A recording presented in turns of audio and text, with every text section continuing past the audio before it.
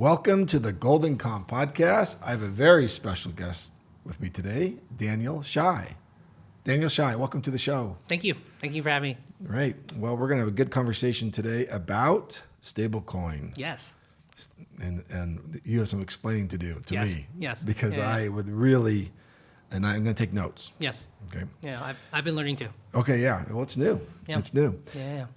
For us to talk about stablecoin, maybe set the stage on who you are, Yeah. how you got to this chair with me, Yeah. maybe your formative years, where you grew up, went to school, Yeah. if you wouldn't mind. My pleasure. So, grew up not too far from here, Laguna Hills, 5-6 exits south on the 405, on the 5. Now live in Irvine. Grew up here, went to high school here, went to college nearby in Los Angeles, at the Claremont Colleges. And, worked in tech and venture capital after college. And 2016, so almost 10 years ago, I joined a little startup company called Remitly. They were a cross-border payments company in financial services technology, Fintech, right, what we call it. And, had an amazing ride there, joined very early, was an early employee there, got to see a lot of amazing things happen. That company, when I joined, was, I think, somewhere between 30 to 50 people. That grew to over 3,000. When I joined, revenue was 17 million. And then when I left a year ago, I think we had just passed, or at the last earnings call, we were at like $1.6 billion in revenue, right? A lot of growth. I got to do a lot of different things, did international expansion, try to open up more businesses all over the world, and that will relate to stablecoins in a second. I was living in Europe, running our European business for a number of years, grew the business, grew the team, hired a permanent local successor who took that over, and now he's run that business tremendously. Came back, did a couple of other special projects. Company went public on a beautiful day in 2021, September of 2021. We got to go to the NASDAQ, see the CEO, press the button, company went public. Stayed for another year or two, did a couple of other different projects, did some stuff around generative AI, which we can also talk about. At that point, the company got really large, and it was time for me to move on and try some other entrepreneurial projects. So I've been advising companies, angel investing, let's see. One of the things that, if you're in the fintech cross-border payment space, that you just cannot avoid, especially in the last 1 or 2 years, is stablecoins, right? Yes. Do you mind if I double click on a few things? Yes, please. Just so we keep everybody on the train. Absolutely. Because my audience is not going to know some things. Sure. Most of the people around here will know where Claremont is. Yeah. But Claremont's not a worldwide brand. No. But it's a very prestigious school. It's a really good school. It's not that well known. A lot of people call it Claremont Mechanics College. Claremont Mechanics College. Yeah. No, Claremont Mechanics. Yeah.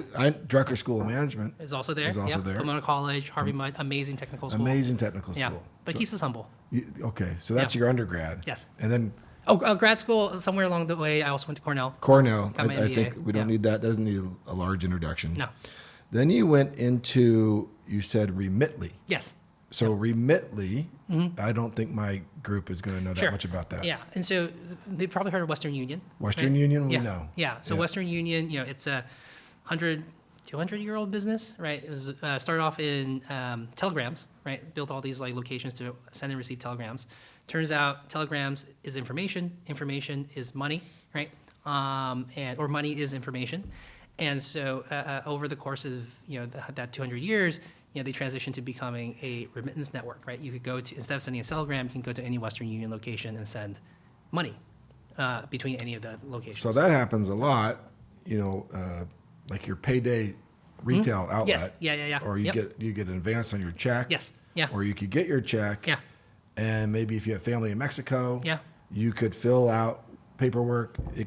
Yes. And it goes to Mexico. Yeah. And then this person gets U.S. dollars. Correct. Or whatever the peso. Peso. Yeah, the local currency. Okay, so that's Western Union. Yes. And so you said, so Remitly that does what? Same thing? Same thing, but online. Faster. Yeah, faster and online, right? And so it turns out when you have a physical location, right, there's a lot of costs associated with it. With physical location, it's possible to commit fraud, more possible to commit fraud because you're dealing with a human, and there's like the social engineering aspects that are involved. And of course, you have to have physical locations, and that comes with cost, right? And because they were between them and MoneyGram and maybe a few banks, they were the incumbents. Because it was an oligopoly, they were able to drive costs incredibly high, right? So it could be anywhere from like 10 to 20% to be able to send money to any of these places around the world. Okay, so good. Thank you for that. Yeah. Because that's important, because that is, what does the industry call it? Peer-to-peer? Peer-to-peer remittances. Yeah. Peer-to-peer remittances. Yeah, Okay. P2P. P2P. Yeah. And is Remitly, so this growth here, you said, 30 to 50 people to 3,000 people. Yeah. You said, I don't know how many million to 1.6 billion. Mm-hmm. So Yeah. we're in a hyper-growth market here. It was in a hyper-growth market, yeah. And this is all part of fintech. Yes. Yeah. And this is your background. You enjoy this. Yeah, and we rode a couple of waves at that period of time, and it's probably worth breaking it down. One thing was, there was a... Okay, so with Western Union, it was all offline, right? And what's important to point out is at that period of time, what would happen is people would physically go to a location and present cash, right, to that agent. And then on the other side of that agent network, somebody would give cash to the recipient, right? So cash in, cash out, like physical cash. Okay, and that was true up until the 90s, early 2000s. And then there was another player called Zoom with an X, XOOM, that led the transition from offline to online, right? And they grew quite large, and they were eventually bought by PayPal for about $1 billion, right? This is probably like the mid-2010s is when that happened. And so they were able to shift the industry from offline to offline to online to offline/online. So the recipients could either receive in cash at a cash pickup location, or they could receive into digital disbursement methods, such as their bank account or a mobile wallet. Okay, and so when Remitly came around, this would have been early 2010s, and we were just talking over there about the mobile wave, right? And so we caught the mobile wave. So Zoom caught the web wave, the internet wave, and we caught the mobile wave, right? And so Remitly we will be mobile only, right? And the vision was to be global Venmo. Now it turns out Venmo is domestic payments only, and that's really, really hard. But once you add the cross-border component, it becomes at least 1 or 2 orders of magnitude even harder, right? Because you introduce FX, even more money laundering, even more fraud risk into the equation. Okay, but what's nice about having a digital-only experience, at least on the send side, is that you can control for a lot of those costs that we talked about earlier, right? There's no physical location, right? It's all digital, so your costs go down dramatically, right? A lot of the money laundering risk, a lot of the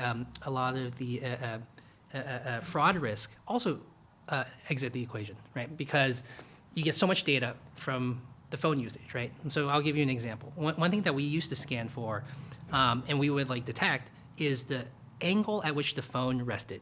And this was data that you could collect. I don't know if you still can, but at one point you could collect it. And if the phone was leaning at a certain angle and did not move and was plugged into power, it was almost certainly fraud, because it was probably sitting in one of these phone racks somewhere, plugged into power and just trying to test credit cards. That's not how a human. That's not how a human interacts. A with human, the phone. your hand jitters actually Right. all the time. You're not plugged in usually, right? Yeah, you're moving around all the time, right? And so it was an inhuman data point. And so that's one I like to tell people about in terms of being able to detect, okay, this is clearly fraud. And if we see a bunch of transaction coming from this IP address associated with this phone, probably also fraud. So That's great. that's the kind of stuff that we were able to do. So thanks for doing that, because I think Yeah. it's important to set this up as we get to the topic today, which Yeah. is how money is moving. Yeah. You've seen money move for quite some time. Yeah, for over a decade. And yeah. you've watched the evolution of the Yeah. movement of specifically, or not just specifically, but really also cross-border, Yes, cross-currency. yes. And because the internet has no walls, and nor does this currency. Yeah, So I just wanted to set up the background on that. Yeah. Okay, everything else I caught. yeah. So thanks. Good. All right, so where do we leave off? Okay, so Oh, you said angel investing. What is Yes. that? Oh, yes, I also do some angel investing. So long time ago, before I joined Remitly, I worked in venture capital, and so that it's good to kind of talk about those two in a pair. venture capital angel investing is investing in early stage companies, right? Getting in very, very early. Now, there are some companies that are early and they will never get big. And some of that is intentional because they're small businesses, right? Local small businesses. But there's a wonderful thing in tech businesses in that they can scale incredibly large, right? They can become billion-dollar companies and trillion-dollar companies now. And so you get in very, very early, support the entrepreneur, sometimes as early as like a pitch deck, right? And hopefully they're able to build something very large. But generally speaking, when you're doing these kinds of investments across your entire portfolio, 9 out of 10 don't go anywhere, and 1 out of 10 is like 100x, right? Maybe even like 1,000x. Oh, so you're doing that? Yeah, I'm doing that. Is that you enjoy that? I love it. Oh, love cool. it. Yeah. And so angel investing, venture capital, you're usually investing other people's money, right? You're raising money from high net worth individuals, pensions, endowments, things like that. What you used to do. What I used to do. Right. Yeah. And so I was pretty fortunate with Remitly with the exit. We got some liquidity from that, and been deploying my own capital. I got it. Okay. Yeah. So now you're angel investing. Yeah. You got this hobby / maybe some extra money that you've got because of your exit. Yeah. And you are a tech. Obviously, you're a tech operator. You're a tech operator. Yeah. And we met. How did we meet? We met. I think I walked through that door. Yeah, you walked through the store. I was interested in like podcasts. Yeah, and like, podcasting. And I think I was on Yelp. I looked at podcast studios around me, and then the Sunset Studios popped up, and Oh, that's good. yeah, I walked through the door. Nice job, everybody. Yeah. And then, so we got to know each other, and then I was in New York. Yes. This is really what brought us to. Yeah. And yeah, just a couple you weeks ago. on your LinkedIn. By the way, your LinkedIn's very good. Thank you. You said I'm in New York for stablecoin conference. Yes. Yeah. I was in New York. Yeah. Not on stablecoin Yeah. conference. But you have some history with crypto. Yes, Yeah, I yeah. do. Yes. Yeah. So I dabble. I try to keep up with Yeah. it. Yeah. And you mined some crypto or Bitcoin back in the day, right? Right. Yeah. But I didn't know what stablecoin was. Yes. And so I said, yeah. this guy that I Yeah. met through the podcast studio walked in and we were talking just about stuff. Yeah. He's in New York when I'm in New York. Yeah. And he's going to this stablecoin conference. Yeah. And I'm right down the street from that. Yeah. I'm not going to go, but I am going to call him and ask him what he's doing out there. And that's how we got to here. That's right. And then you explained to me what stablecoin was, which I guess I've been living in a cave. I had no idea. And now I've done a lot of research on stablecoin and I don't understand it. And that's how we got here. Yeah. All right. Yeah. So what is stablecoin Yeah. and why should we care? Yeah, so a lot of people are familiar with cryptocurrencies, right? And then I think a lot of people are more people are familiar with an NFT, right? A Yes. non-fungible token. Maybe we start there, right? An NFT is a digital token that is backed by something. And generally speaking, it was backed by a picture, right? A picture of a Bored Ape or a cyberpunk or something else, right? I think of one easy way to explain a stablecoin, and it doesn't do it perfectly, but it's an NFT that is backed by a U.S. dollar, right? It's backed by a real world currency. However, the most common currency that's used is a U.S. dollar, right?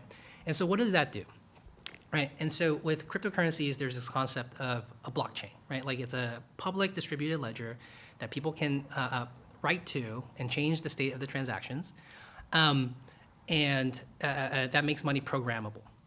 Now, I think there's a really nice, there's a good question, which is, well, why don't people just use Bitcoin to pay each other, right? And this is something that's been on people's minds for more than a decade. And I think there was a really nice experience when we were doing the setup for this pod, right? We were sitting, I think, over there. That was also very coincidental. Yeah, that was very coincidental, but I think it's worth it to talk about that Yeah. story, right? So I think you had somebody come in. I think they were also recording a pod, and they needed to figure out how to pay you, right? And we just said, well, why don't you pay with your Bitcoin, right? What they say was, I'm not interested in departing with my Bitcoin. Yeah. It's going up right now. it's going up right now, Yeah. right? Like, why would I spend it? I think it went up even more after he said that was a good idea. On top of that, you also have to pay, if you cash out your Bitcoin, right, especially in the U.S., you have to pay tax on your gains, right? It's just a huge pain in the butt to deal with. And it's really not easy. I mean, and I don't want it. Yeah. Like, what would I do? How would I tell Peggy Yeah. that we've had this Bitcoin? Yeah. Now she's got to keep track of it. Gotta keep track of it. And it's really so Yeah. volatile. Yeah, yeah. I don't want anything to do with it. Peggy is your Accountant, account. bookkeeper. Yeah. So Bitcoin is crypto. Yeah. And It's all crypto. I think everything, that doesn't need a lot of introduction. But I think a lot of my friends who run businesses, and a lot of people who watch this run businesses because it's my network of, small business owners. they don't want anything to do with Business owners. Bitcoin because they look at that as like what I would call Silk Road or dark web. Yeah. So why would my HVAC company ever have a Bitcoin when I know that's associated with really, I'm just telling you how my friends might say. At my age, So now comes my age, well, now comes stablecoins. Well, they acknowledge Bitcoin because you can't help but not to acknowledge Bitcoin. But we're still not into it because it's just too volatile. Yeah. And maybe it's an investment. Yeah, it's but an investment. Certainly nothing I'm going to not a payment method. Move into my business, right? Yeah. Now we end up with this stablecoin. Yeah. So first of all, the word stable. Yeah. Okay, that's a good word. Yeah. My friends like that versus word. unstable coins. Versus unstable coins, right? Yes. So my friends, they like that, or Yep. my contemporaries that own businesses like that. Yep. But then what comes in, which really is earth-shattering, is this Genius Act really says we're going to be interested as a country in this digital currency. Yes. Yeah. Okay. Yeah. Well, that gets everyone's attention because now the U.S. government is saying we acknowledge crypto. Yeah. We acknowledge it. We acknowledge it. Yeah, we acknowledge it. Yeah. And we're going to tie the U.S. dollar to it? Explain that. Kind of. Yeah, yes. explain it. Okay. Oh man, where to begin? Okay, so let's go back to what I said earlier. What is a stablecoin, right? A stablecoin is a digital token that is backed 1-for-1 with a dollar, right? And there are companies that issue these tokens, right? So the biggest one in the world is one called Tether, but they tend to be operating. They use U.S. dollar assets. However, they tend to operate offshore in emerging markets. And then what's Tether's money called? Tether. Okay, just called Tether. It's just called Tether. USDT. Token. Yeah. Token. Yeah. USDT, DT. But it's also that's what called I've Tether. seen. Okay. Yeah. USDT, and then there's the second largest one, which is Circle, and they have one called USDC, right? And then there's actually other versions there's like USDP, there's like USDG, but they're smaller, and those two are the big ones right now that you need to know. Okay. And so they go out and they will say different institutions can come to me, individuals can come to me through an institution, right, and get a stable coin, right? They can get a USDC. You give me $1, I give you a token that's backed by that dollar. And if you ever come to me and say, I want $1 back, they will give you that dollar back, and they will burn the token, right? So the total number of tokens will always equal the number of dollars that they hold, right? It's stable. Now, what's interesting how do these institutions make money? And why is the business so hot right now is because of interest, right? So for the last couple of years, right, the interest rate, up until 2020, right, we happened to live in a zero interest rate environment. So some of these things just didn't really make sense until the interest rate started to creep up, right, to 4%, 5%, 6%. Now, these minters, what they do is they hold the US dollar, and again, they give it to you 1-to-1. But these assets aren't just held in straight cash, they're held in T-bills and bonds, right? Which at the time was earning 4 to 5% risk-free, right? And they kept all that money for themselves, right? And so if you're getting to these holdings of 10s, 20, 30, I think even $60 billion today, somewhere in the tens of billions of dollars today, right? Like that 4% translates into billions of dollars in revenue, right? And it just flows to the bottom line. It's very, very profitable. Okay, so just to slow you down, so my group can stick with us. Yeah. Let's say this: I'll be in charge of throwing an analogy out, please, and you be in charge of shooting it out of there. Yeah. In case of So a long time ago, there was American Express traveler's checks. Yes. I used to work at American Express. Did you? Yeah. Okay, I could go in if I'm going to go to Europe, Yeah. which does not accept the U.S. dollar to buy coffee. Yeah. What I could do is get American Express traveler's checks, go to Europe, and they would take them there. Yes. Okay. Yeah. Now, while it was in the system, American Express is making interest off my real dollar, and they printed me basically another dollar. Yes. Okay. Yeah. So that sounds similar to the token. Yes. So there's a couple of things. Yeah. Yes, and it's missing a couple of things, right? Okay. Number one, obviously, is the programmability, right? The American Express traveler's checks. Okay. We're going to get to that. We'll get to that in a second. Yes. Yes, but in concept, correct, right? You had a physical token versus an electronic token backed by a U.S. dollar, right? And obviously the denomination could be like tens of thousands or hundreds of thousands, but yes, you're right. It's backed by U.S. dollar. Other examples: a casino chip. Could be. You know, we're not going to be putting $100 bills on a blackjack table and getting coins back. And another one is a guy named Jack Lindquist, who was a client of ours years ago. He was the president of Disneyland. He created this thing called the Disney dollar. And you would get Disney dollar, you take it home and probably never spend it. And so that was pretty genius because he kept all the money. Now, the one difference for the dollar and the casino chip is you can't spend it everywhere, right? You can only spend the Disney dollar at only Disney. redeemable. Okay, so now we have... but yes, these are like representations of a dollar. But it's backed by something that people can see. Whereas Bitcoin is, and my friends, they can't see what it's backed by. There's a really great community, backed by a community. I don't know if that goes over very well with them. What's interesting is that so there was a testimony that Sam Bankman-Fried gave. I think it was either him or his compliance officer gave to the U.S. This is before he got arrested for FTX, right? And I thought this was so well said because there was a senator who said, we asked him, this is probably like 2020, right, 2021, where there was another spike in stablecoin usage back then. Why do all these people want US dollar, USDT? Why do they want USDC? And SBF said, well, you don't understand, Senator. Like they don't want USDT, they want USD, right? The US dollar is what people are demanding. And why is that, right? The power of the U.S. dollar, right, especially relative to some of these weaker currencies in emerging markets that are constantly depreciating, right? It's a form of investment, right? It's a form of asset protection, right? I want to keep it in U.S. dollar because like my Indonesian rupiah is depreciating all the time. My Mexican peso is depreciating all the time, and so I'd rather hold the U.S. dollar.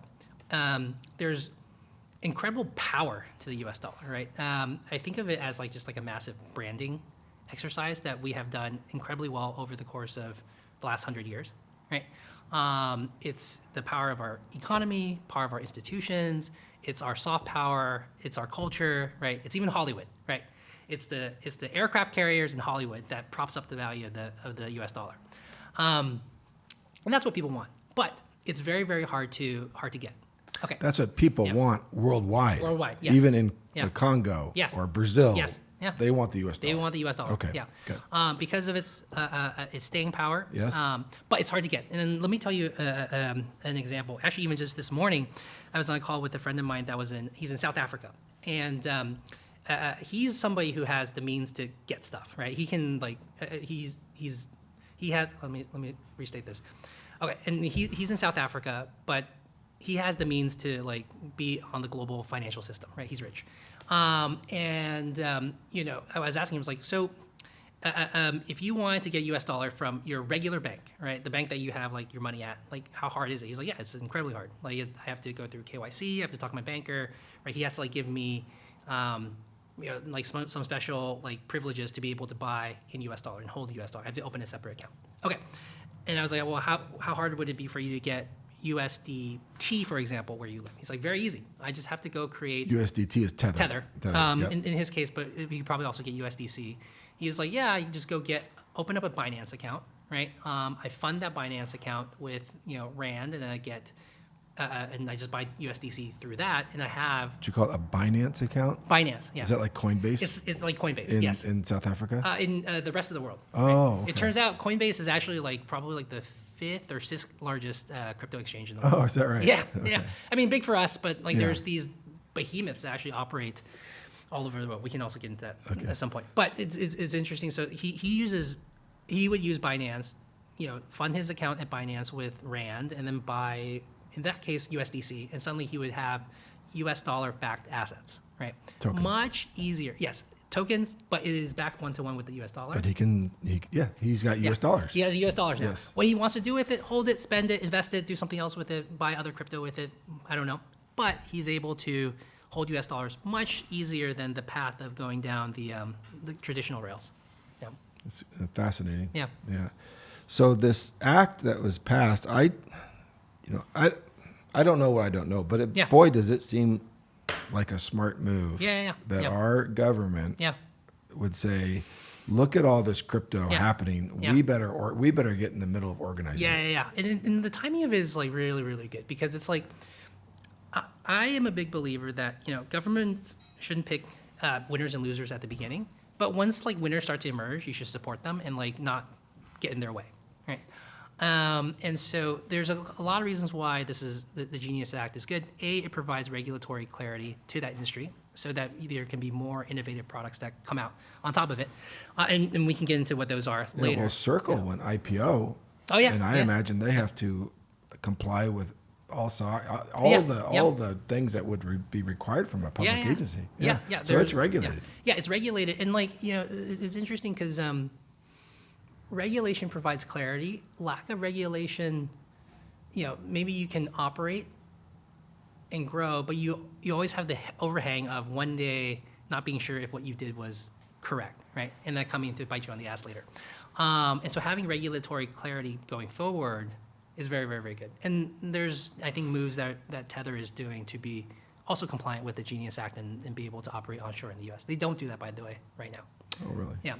Okay. And so there's another thing about the Genius Act that's really, really good, which is it creates, so Tether and Circle, I don't know where they fall in the rankings, but I'm pretty sure they're in the top 20 holders of US dollar assets in the world right now. They're like in the top 20 buyers of T-bills and treasury bonds.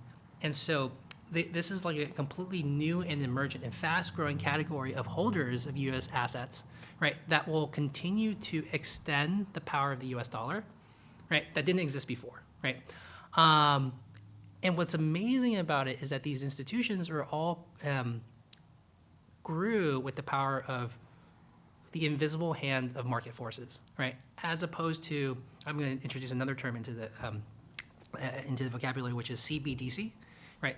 Central bank digital currencies. And so these are, think of them as stable coins issued by governments. Oh, like China did. Like China did with the ECNY, right? And, no matter how you feel, it's obvious that adoption for these things has been nowhere over the course of the last decade, whereas like stable coins are where they are now, right? Because it's not cool. Yeah, it's not cool. When, right? when a government says this is what we're doing. This is what we're doing, right? It is cool when a bunch of hackers get together and say this is what we're going to be doing. The power of the market. And then the government says, okay, we see this being legit. We're going to back it. We're going to back it. Yeah. So that's what's happened. That's what's happened. That's cool. I'm so happy to be alive right now. What a great time. Great time to be alive. It's a great time to be alive. Yeah. Well, you're helping me a lot right now. So thank you. Yeah. What other questions should I be asking you about this? What can you do with a stablecoin? What can you do with a stablecoin? Yeah. Yeah, that's my question. Okay, good. Yeah, it's a good question, and I think you and I had like talked about like a really, really good framework that you sometimes do with. Actually, you want to talk about it? Like when you have somebody join your team, you have them like try to build a website. Yes. Yes. Do you want to talk about that a little bit? Yeah. Well, sure. I just think that people should know everything about what it is that we do from the ground up. Yep. And so, how do you get your domain name? Yep. What's a registrar? Who's icons? Yeah. What's an MX record? What's the DNS? Where do you point? What's IPv6? What's IPv? I just think all of the things that we do at our company, there's a certain baseline that everyone should have. Mm-hmm. And it doesn't really matter if you do that work or not. If you don't understand the foundation of what our company is built on, you just don't have as good of a chance of succeeding as you do. As you do. So that's what we do. Yeah. And so if we were to take that exact same like framework and think about stable coins, right? And like go step by step in terms of what maybe we can do what you and I would do in the US, what my friend in South Africa, well, we talked about that a little bit already, what he would do in South Africa. And then maybe we think about what a business does, right? So as an individual, right, if you and I right now wanted to get some USDC, I would go to my Coinbase account. I already have a Coinbase account, so it's already set up. I would go in there, and you said, so if I want to get USDC, which is really what you're saying is I want to get a token that's from Circle. Yes. Okay, I think that's okay. Circle is one of the two dominant players. Circle and Tether. Circle's US based. Had an IPO. Tether was offshore and got caught up in some shenanigans. USDC, what you're referring to is Circle. And the competing product to a large degree is USDT, which is Tether. Circle IPO'd here in the States. Tether is not offshore. And so you just said to me, if I wanted to get some USDC, really what you said to me is if you wanted to get yourself some stable coin, a token, a 1-to-1 US dollar token, I would go to Coinbase. Yes. Okay. So just as you and I can't go to the U.S. government and get a dollar, right? There's no place for us to go to, like, the Federal Reserve. Maybe we can, but like it's not possible. That's not normal. Yeah, yep. That's not normal. So we go to our bank, and or I guess we give them cash and they deposit it, right? Yes. And that's how that's reflected.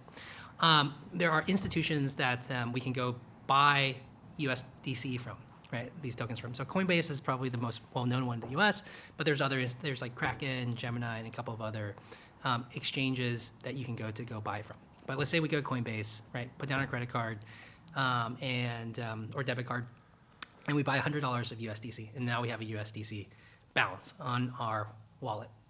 Okay, and this is where some of the things start to fall apart, right? Because then you and I would look at this and be like, okay, I have $100 in USDC, now what, right? Because you could use that and buy Bitcoin or like some other a crypto asset that's on Coinbase, or we can send it back and forth to each other. But we could actually, you and I in the US, we could achieve that already without the token, right? We can do it with Venmo. We can do it with Venmo, right? We can Zelle, right? Because it turns out all of our dollars are digital already, right? Most of our dollars are digital already. There's a couple of other things you could do with it, like you can earn yield with it, right? The interest that these issuers earn, depending on where you buy them from, gets passed back to you, that 4%. But here's another interesting thing: like all my dollars already earn 4%, right? Because I buy T-bills directly, right? So there's like some of this stuff where if you're in the U.S., right, the benefits of it on an individual basis is not that high, right? Once you start to pick it apart. Again, like I do think the value prop is in the name. It's a stable coin. It works really, really well in situations where you have an unstable economy, right? Where you have a stable economy, then what's the benefit, right? Okay, so you go to my friend in South Africa, right? Just to recover some ground, right? It's not easy for him to buy U.S. dollar, but he wants to buy U.S. dollar because the dollar is stronger against the rand, I think, it's not easy for him to buy U.S. dollars through the traditional means, but the barrier to entry to buy USDC is very, very low, right? As long as you have an internet as a connection, you're able to get it, right? So he's able to get onto U.S. dollar and then hold a asset that does not appreciate as fast, and then he can decide to do different things with it. He can use it to pay merchants. He can use it to do all these other kind of things. And the digital payment networks where he is, I think South Africa is actually okay, but there's other countries in Africa where it's much harder to, take cash and be able to pay a merchant and do stuff with it. Okay, so that's the individual in the U.S., individual in an emerging market. Any questions? Just that when your money's moving around, it seems like it's very inexpensive and very quick. Yeah. But then when you want to get it out, is there a transaction fee? Can be. Okay. Yeah, there can be. It all depends on which exchange you're using, right? Because Coinbase might charge you a transaction fee to get in, right? They may also charge you a transaction fee to get out. And this is where, if you want to be super efficient, you might be looking for different exchanges to get in it, what they call on and off ramps, right? On and off ramps back or out of fiat currencies. Okay. Yeah. So if it stays in, you are able to move money quickly. Yeah. And easily. Okay. Yep. So this is where things get very more interesting is then when you get to a techno-utopian future where everybody is on the blockchain, right? And ideally the same blockchain and the same token, right? Because theoretically, if you and I were transacting back and forth in USDC, it would be instantaneous and free. Venmo appears to be instantaneous and free, but actually there's a lot of costs associated with it, which is internalized by them as a company, right? Because they want to incentivize other kinds of economic activity on their platform. But today, the payment networks in the U.S., which is primarily ACH for bank payments and card for card payments, a Visa, MasterCard for card payments, do have some costs associated with them. They tend to be de minimis depending on the size of your transaction. But there is a cost to it. Whereas if we were all on chain and we were exchanging tokens back and forth with each other, then the cost would be pennies, maybe even less than a penny. Okay. And then the company who issued the tokens, they're just making their money because of the interest on the dollars that they hold back the tokens. That's right. Okay. And so that they earn that revenue. They could choose to take some of that revenue and share with you and me, just as Visa, MasterCard take that 2% they charge the merchant, give you 1% for your in the form of points. Travel. Yeah, travel points. But yes, that's how the economics would work. The more interesting theory with stablecoins is also with businesses, right? So right now, let's break this down, right? If you were to try to pay somebody overseas, you want to pay somebody overseas for your business, right? It could be very, very expensive, right? It could be, $40 a transfer with wires. It has like banking hours, right? And so like, I can't believe it's 2025 and we still have banking hours, right? Like the transactions don't close after It's remarkable, 5 actually. p.m. Yeah. Eastern, I know. right? And then like you have to deal with banking hours in the different time zone too, so they're closed when you're open. But regardless, right? With stablecoins, it's 24/7 instantaneous, right? Because it's happening on chain, right? There's no like bank that you have to call. You just type in, hey, I send this money from here to that address, that wallet address, this much, and it just closes, right? It's instantaneous. Anywhere in the world, instantaneous. Yeah. Instantaneous, right? And if it's USDC to USDC, it should be free, right? I'm using air quotes. Now, if it's from USDC to, let's say, a Euro stablecoin, there's probably some FX involved, right? But it should be cheap, it should be efficient, and it should be 24/7. Okay, so that's the theory, right? Where it starts to get a little bit, you start to get some asterisks after it, right? And I think this is interesting because I think for people that want to, especially business owners that want to get into stablecoins or investigate it, my recommendation is just to try to pay somebody, right? Find a supplier of yours and try to pay them something with, and tell them, hey, try to pick a supplier that's in another country, right? And try to pay them with a stablecoin, see what happens, right? And you had some interesting examples. With this. We have. I'm not going to tell the client's name, but we're going to try to pay a large client of ours in the Philippines. Yeah. We're gonna open up a stablecoin just because I think it'd be good for both of us to give it a shot. Give it a shot. They've never done it. Yeah. They're a big company. Yeah. We're a small company. We've never done it. Yeah. We'll give it a shot. Yeah. And so it's like one of those things where like part of the challenge is just people aren't on the same network yet. Right. Right. And so it's like when you go to a restaurant and you say, I want to pay with my Amex card, and they're like, oh, we don't have Amex. We don't accept Amex here because like our terminal doesn't take it, right? Or the merchant doesn't want to take it. But that experience also exists with stablecoins, right? You can find yourself in a situation where like you want to pay somebody and functionally they could take it, but they've never done it before, so why try, right? There's another asterisk, which is that actually, you know what? The current digital payment rails are pretty efficient, right? There's can I tell the other example? Right, you had like I think a neighbor who was trying to pay a subsidiary of theirs, right? And you said, why don't you use stablecoins to pay them? But what did they say? Yeah, I'm doing my own investigation here. Yeah. Before this podcast. Yeah. And I have a very good friend. He makes yachts. Yeah. And he makes them in Taiwan. Yeah. And he sells them here. Yeah. And there's a whole process of doing that. Yeah. And he wires lots of money back and forth. Yeah. So why don't you use stablecoin to do that? And he Yeah. looked at me like I was not offering any valuable insight because he's like, why? It cost me $45. Yeah. And he's probably sending millions of dollars. He's at a saving time. lots of money. Yeah. But it's because they're on the same system and they wire Yeah. money back and forth to each other all the time. And I think that he has ownership. Yeah. So wasn't a good case study. Yeah. For me at least. Yeah. But I will say what's got my attention. Yeah. Is the internet being the internet and this blockchain being this operating system that runs on the internet, and this money stablecoin, which is a token that runs on the blockchain. Yeah. And I just can't imagine that there aren't billions of transactions that are going to happen out there, and there is no way that you can do this without some sort of digital currency. Yeah. Right. And so like there's and be efficient. Yeah, be efficient. Right. Like so we have an existing set of interbank payment systems that runs on this network called SWIFT, right? Right. I think it was made in the 50s, right? Right. So it's almost 100 years old, right? And it was and you know what? Honestly, like let's give it a little bit of credit because it is a bit of a wonder that there's banks in like I don't know Tanzania that are able to like transact with banks in the U.S. today digitally. It's not perfect, expensive, slow, all of that, but possible, right?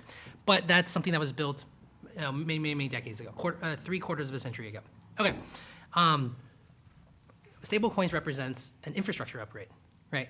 And when you have like an opportunity to have an infrastructure upgrade, when you're shortening the time to value, when you're increasing, you know, the certainty of success, right? Lots of things can happen, right? Innovation can start to play out. And even when, you know, we were talking about this earlier, you know, when the iPhone was introduced, there's lots of reasons why, right? Like it was really, really good. But I think like one of the most important things was that they introduced inductive touch, right? This method of touchscreen where before it was pressure based and less accurate and was very, very kludgy, but moving to this point where it was based on, you know, the conductivity of electricity on the surface, right? Just made it more pleasant to use a touchscreen. Very, very small, like nuance, but look at what it did, right? Like it just unleashed like an absolute torrent of innovation on mobile, right? I remember the stylus, remember? Yeah. And, you have to carry a stylus around and now you don't pain need it. that was. Yeah. And you lose your stylus, now you can't use your device. Your phone, yeah. So when they made the skin touch, inductive touch, that was a breakthrough. That was a breakthrough. Breakthrough. That was a breakthrough. Yeah. And so you could see a situation where, like, so in the U.S., let me just pick on one example, which is with ACH payments, which is like your bank payments, right? It takes 3 to 5 business days, right, for something to clear. And if we upgrade the system such that like it clears in, well, not even a day, right, instantaneously, right? What does that do, right?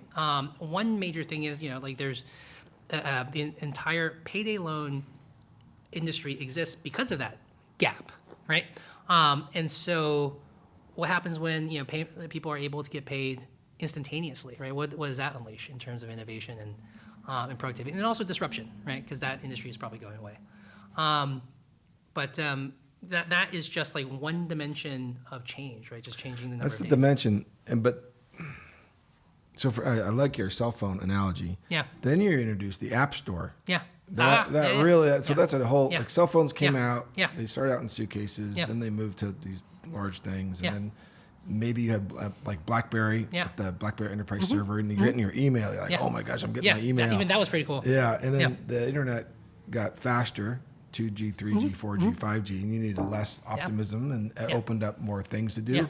But nothing really, really happened like when Steve Jobs got involved and turned the smartphone because of the app ecosystem.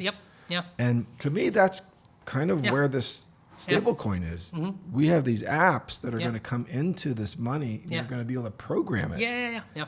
And so I'm paying attention to that. Yeah. You know, because and it's not only that, it's been legitimized by the U.S. government and tied to the dollar. Yeah. That's kind of where we're at right now. Yeah. And thanks for explaining how we got here. Yeah. No, my because pleasure. I'm still fighting to understand it. Yeah. Wish I would have had more of your brain in my brain. Yeah. Well, you know, I'm actually I'm actually going to a different stablecoin conference in a couple of weeks in Mexico City. You're kidding. Okay. So maybe we'll do a follow up after that. I would like that. Yeah. Maybe come back after that. Yeah. Daniel. Yeah. Thanks for your time with me. Oh, absolutely pleasure. It was just terrific. Nice. Yeah. Okay. See you again.